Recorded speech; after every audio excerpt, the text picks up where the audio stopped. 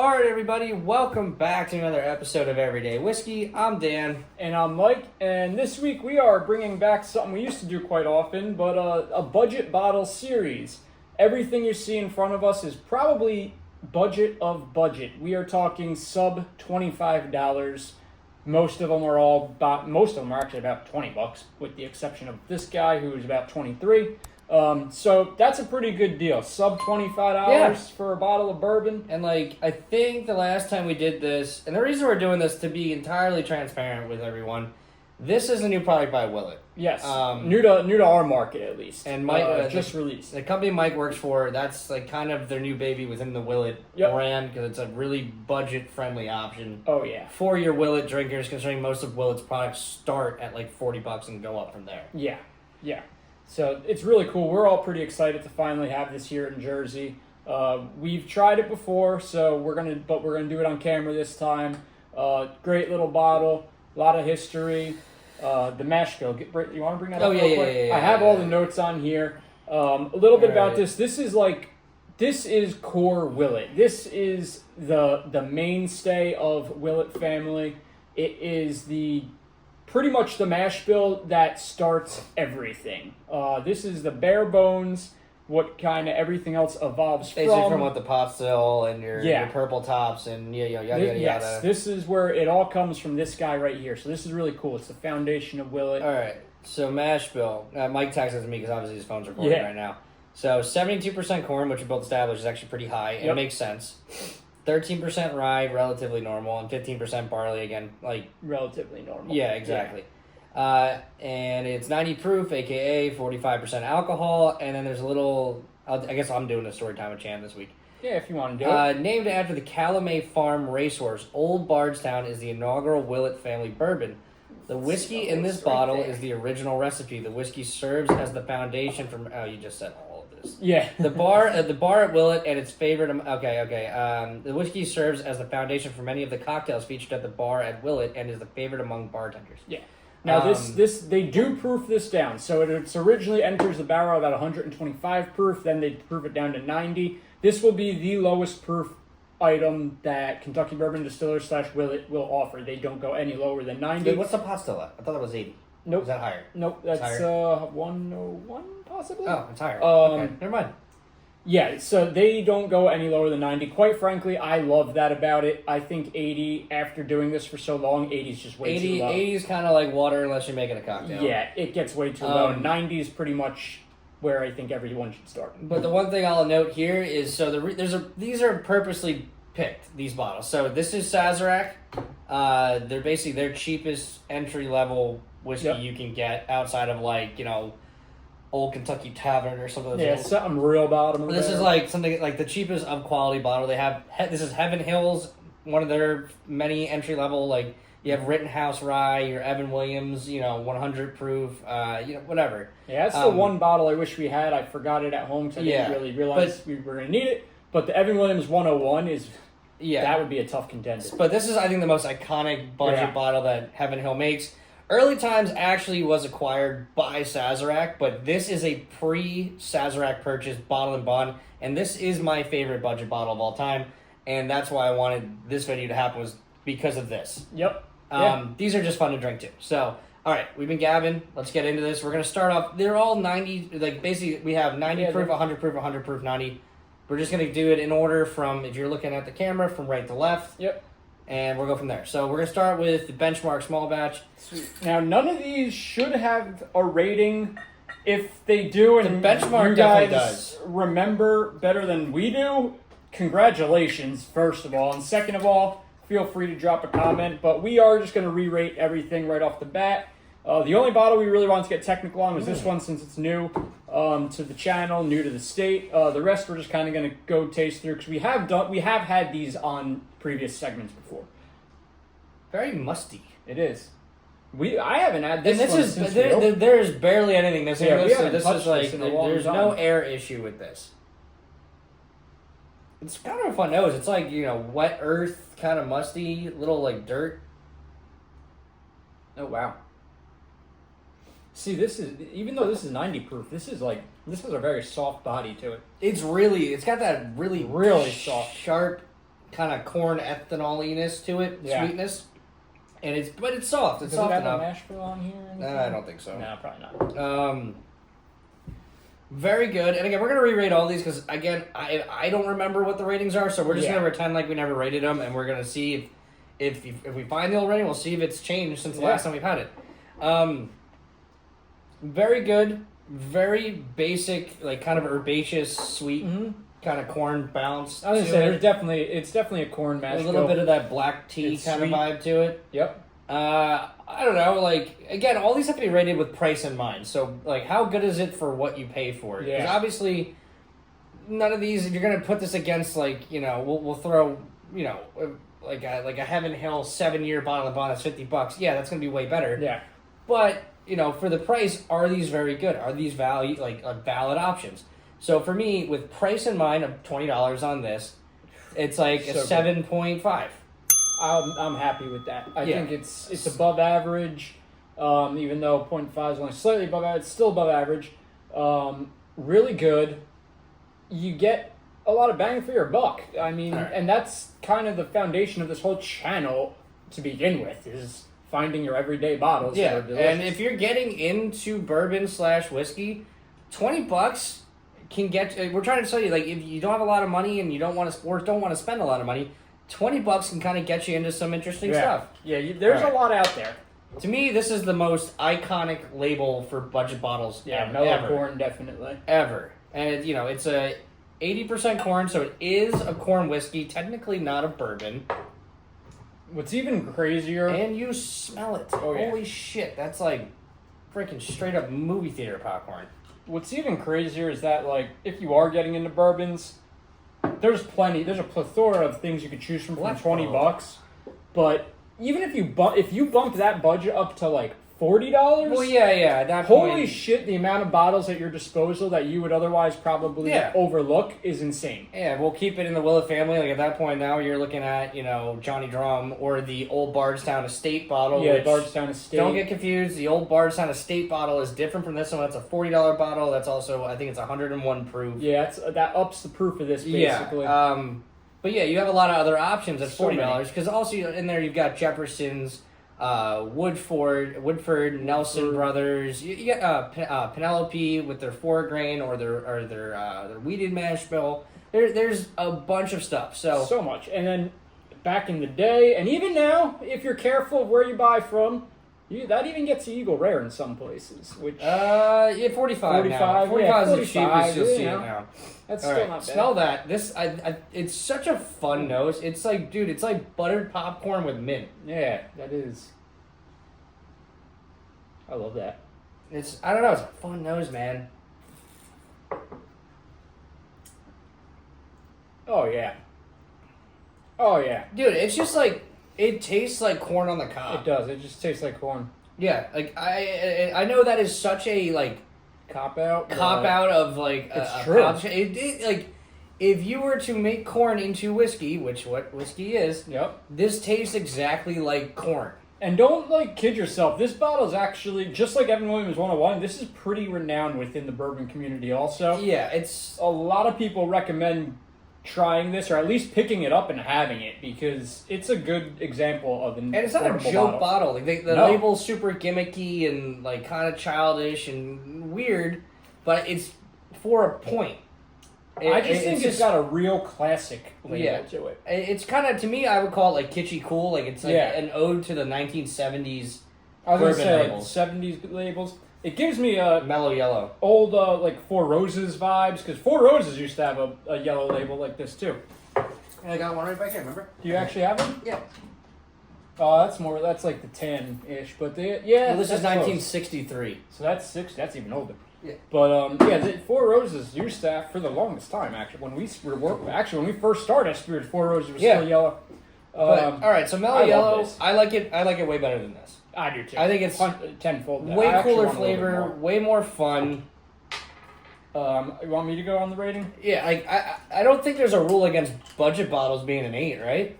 There is not, and I was damn close to that. I was about 7.8. I was at 8.1. Just because for $20 this is really fucking good. Yeah, you're right. I keep forgetting we gotta take the price point in. 8 flat. I think it's great. And again, I've had this bottle for years. I love this bottle. Like we're halfway down on it, but it's just a fun, cheap bottle. Like it is, and it's that corn sweetness. That corn shows through so well. Yeah. Now, I mean, do we have a mash bill on this? 80% corn. I know that. It is 80%. Yeah, so it's then corn whiskey. that's why it's so sweet. There's like nothing else in it, basically. All right. So the next one, my personal favorite budget bottle, and it has not been dethroned quite yet. This is technically not available in New Jersey yet. I had to buy this in New York when I was in Lake Placid, but I bought it it's a liter for $20. I was gonna say that is a pretty big fucking bottle. It's a 1 liter bottle for $20, and I had to have it. Wait, we still can't get early times here? You can get early times, but not the bottle and bond. So Sazerac bought early times, but early time I don't know what the deal is. The whiskey cats just got into trouble. We're back. We're back. So early times. Like I said, it's you can get the regular early times in New Jersey. It's owned by Sazerac now. Just not the bottled and bond. The bottle and bond is not yet available, and I've been asking about this for 2 years, and for 2 years I have not gotten any answers. So for now, we will just enjoy it for what it is. And you haven't had this in a while, right? I couldn't tell you that. Probably last time we had it on the channel. I said this the last time we had on channel. Like I don't think there's a better bottle for $20. Like I really don't. And there's no artificial color and there's no bullshit. Like that's the color. That's why I'm just looking at that is a dark fucking color, bro. That is. Yeah, it's 4. Like this is 4 to 6. I believe it's 3 to 5, 4 to 6 years old. Yeah. That is insane. That coloring on that. All right, let's see. 2 to 4. 2 to 4. Sorry. 2 to 4, 3 to 5, 4 to 6. It's got a very malty. That's sweet to me. Brown sugary. Yeah, I get more brown sugar. Malty brown sugary note. Well, malt's sweet. I love the brown sugar note though, and for a cheap bottle, that's kind of hard to get. Maybe more like a molasses than brown sugar. Either way, I'm here. Either way, I'm here for it.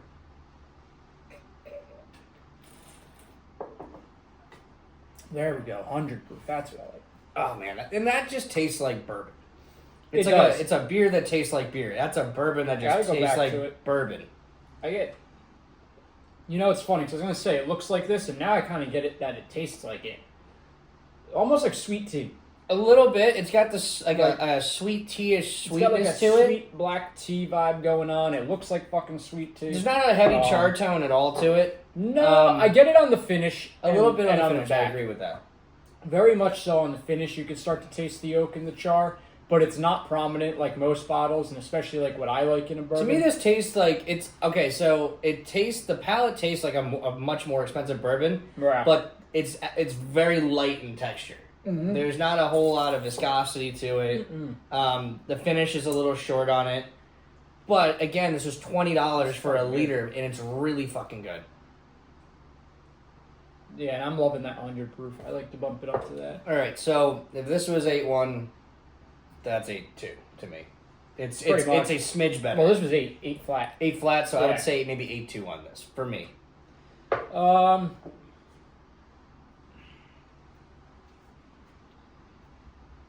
Teetering between the 1 and a 2, so just call it a 2. 8.2. I'll give you the 1. We'll go 8.1. 8.1. Okay. Just because I think you're more closer between these two than I am. Very close.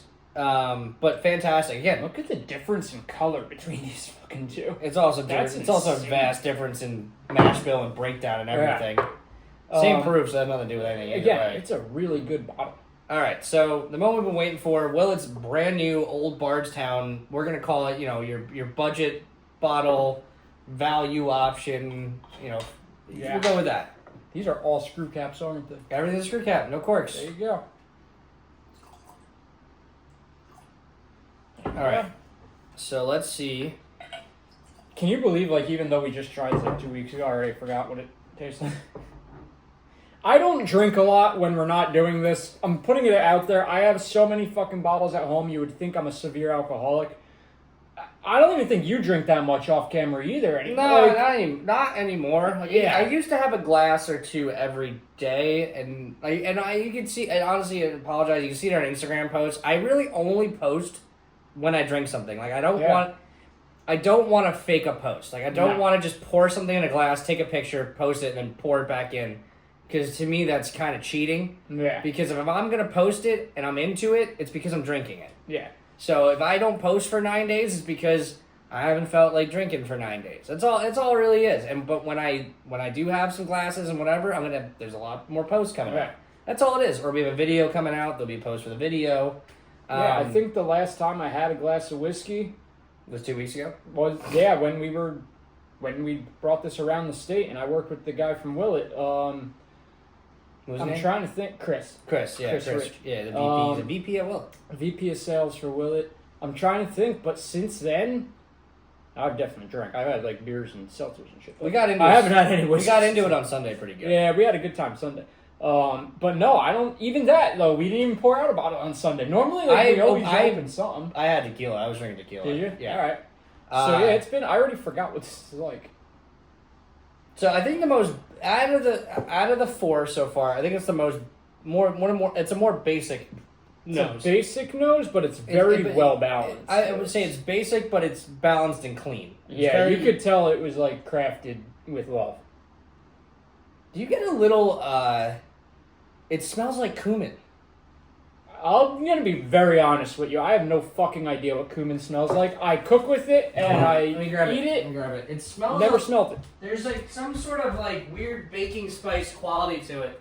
It's very weird that I don't know what that smells like because anytime I cook, I always taste and smell everything I put into what I'm making. Where the fuck is my cumin? There it is. But I am getting like some kind of spices. It smells kind of like that. Ooh, it smells like tacos. A little bit. You're not totally wrong. Yeah. It's like very subtle. It's not like a full. It doesn't smell like completely like. cumin. No, because that smells like taco seasoning. Yeah, but if you there's take a like big whiff. a cool. Sorry, I was off camera yelling that. There's a cool spicy note to the nose that I really like. Oh god, this just gets better the more the more often I taste it. And I'm not just saying that. Like, It's honestly, for $23, that's what we're saying.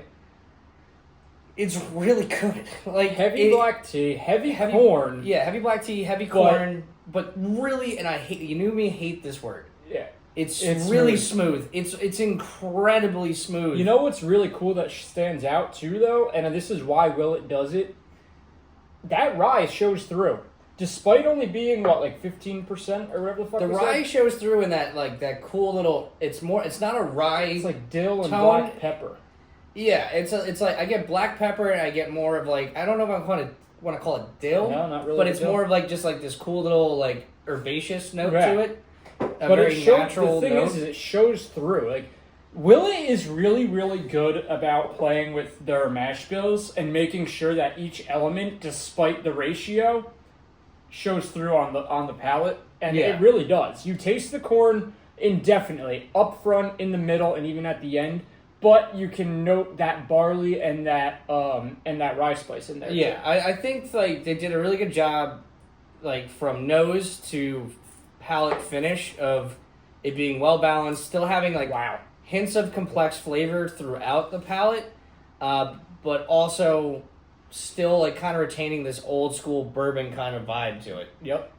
Like for me, it's a tie. They're so close. They're so close. It's kind of a tie.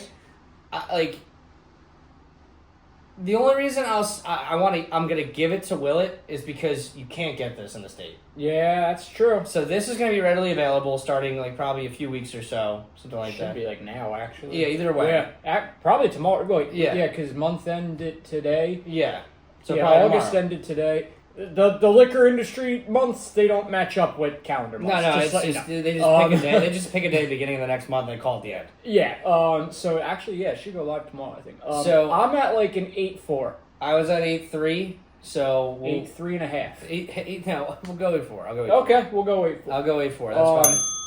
It's just It's good. And see, this is what I love. Like, you guys are probably so used to us throwing 8s out on all these, like, upper tier bourbons. Because it's easy to do that there because they're supposed to be good. Yeah, well, Like, and that's the thing. But this is why we do this, is to every once in a while, is to show you that you don't need to ball out or go trophy hunting for a really good bourbon. You can easily grab something right off the shelf and be set and have something really quality. So yeah, for all of our new bourbon drinkers watching this, or even all of our people that are established drinkers and maybe want to dive into some budget bottles, these are all completely valid options. Yeah. If you don't want to spend more than $30 on a bottle and you want to get something that's a little bit better quality than, you say, like your Jim Beam White Label, or your Evan Williams Black Label, or the classic JD, or whatever the fuck it is. Yeah.